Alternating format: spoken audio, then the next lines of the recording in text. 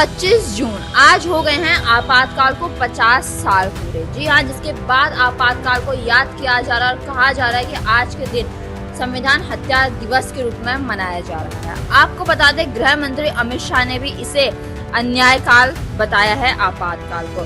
आज ही के दिन 25 जून 1975 में देश में 21 महीने के लिए उस समय में देश के प्रधानमंत्री इंदिरा गांधी ने आपातकाल लगा दिया था। आपको बता दें, उस समय के प्रधानमंत्री इंदिरा गांधी पर 1971 के चुनाव में धांधली के आरोप लगे थे और 12 जून 1975 को इलाहाबाद हाई कोर्ट ने 6 साल तक उनके चुनाव लड़ने पर रोक लगा दी थी, जिसके बाद देश भर में विरोध प्रदर्शन होने लगे इंदिरा गांधी के खिलाफ। इन सबको देखते हुए 25 जून 1971 में देश में 21 महीने के लिए लगाया गया आपातकाल और आज उसी आपातकाल को 50 साल पूरे हो चुके हैं, जिसके बाद इस दिन को फिर से याद किया जा रहा है। जहां देश के गृह मंत्री अमित शाह ने इसे अन्यायकाल बताया है, वहीं देश के प्रधानमंत्री ने आपातकाल के 50 साल पर कहा मानो उस समय सत्ता में रही कांग्रेस सरकार ने लोकतंत्र को ही गिरफ्तार कर लिया हो। जी हाँ, आज बात करते हैं कि आपातकाल के 50 साल होने पर इसे किस तरह से याद किया जा रहा है और देश के प्रधानमंत्री ने इस पे क्या कहा है। सबसे पहले बात करते हैं देश के प्रधानमंत्री की। प्रधानमंत्री मोदी आपातकाल के 50 साल होने पर लिखते हैं,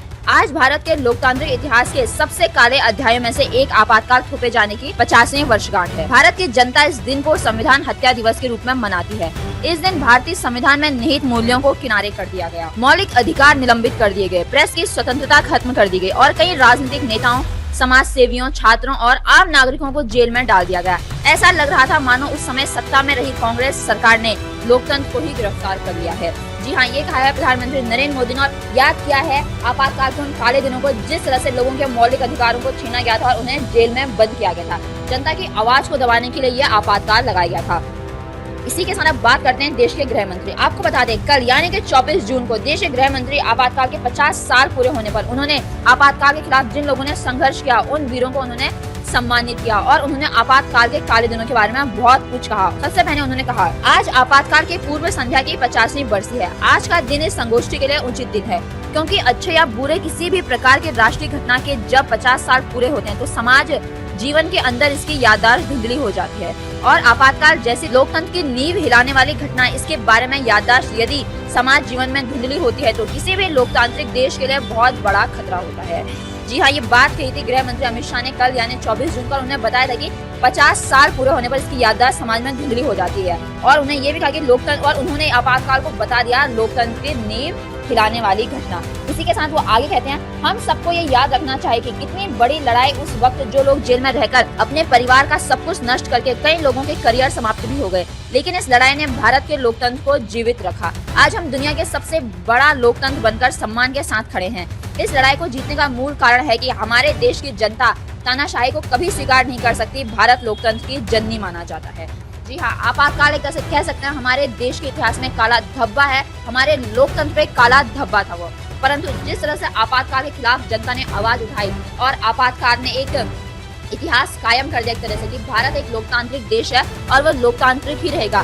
सत्ता में वही सरकार रहेगी जिसे जनता चुनेगी और जिसे जनता चाहेगी। किसी भी प्रकार की तानाशाही को भारत की जनता बर्दाश्त नहीं करेगी। इसी के साथ आपको बताते हैं कि आज के दिन यानी 25 जून को लेकर क्या कहा है योगी आदित्यनाथ ने। जी हाँ, वो भी इस काले दिन यानी आपातकाल के दिन को याद करके लिखते हैं, 25 जून 1975 भारतीय लोकतंत्र का काला दिवस है। आज ही के दिन कांग्रेस ने देश पर आपातकाल थोपकर संविधान, अभिव्यक्ति की स्वतंत्रता व नागरिक अधिकारों का गला घोटने का कुत्सित कार्य किया था।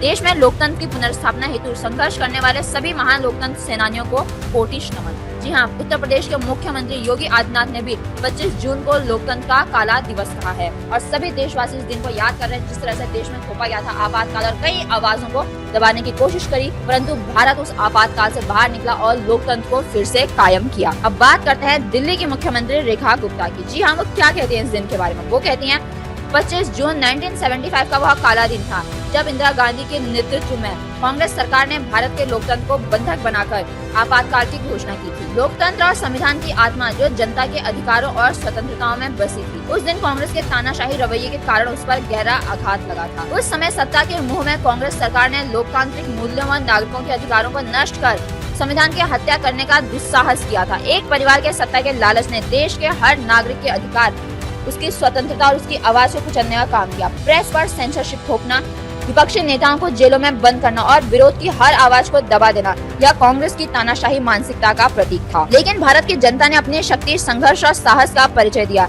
इस कठिन समय में लाखों लोकतंत्र सेनानियों और आम नागरिकों ने इसके खिलाफ संघर्ष किया। उन्होंने अपने अधिकारों के लिए आवाज उठाई और लोकतंत्र को पुनर्जीवित किया।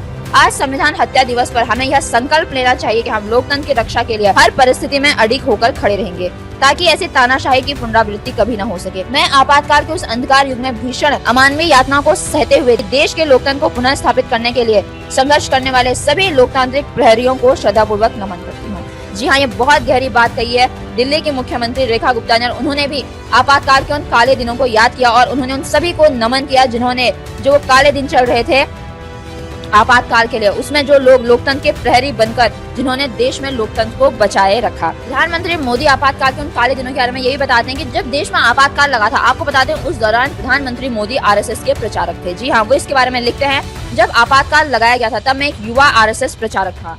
आपातकाल विरोधी आंदोलन मेरे लिए एक सीखने का अनुभव था।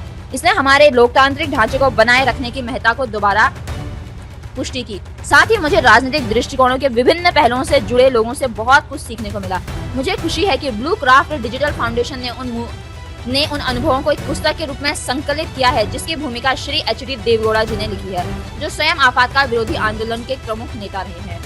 जहाँ यहाँ पे प्रधानमंत्री मोदी ने भी बताया कि जिस दौरान देश में वो काले दिन चल रहे थे आपातकाल के, वो एक युवा आरएसएस प्रचारक थे और उन दिनों ने किस तरह से उनके दृष्टिकोण को बदला, किस तरह से उनके राजनीतिक दृष्टिकोण को एक नई दिशा दी। उन्होंने उससे बहुत कुछ सीखा। यहाँ पे प्रधानमंत्री मोदी ने भी अपने अनुभवों को साझा किया देश के उन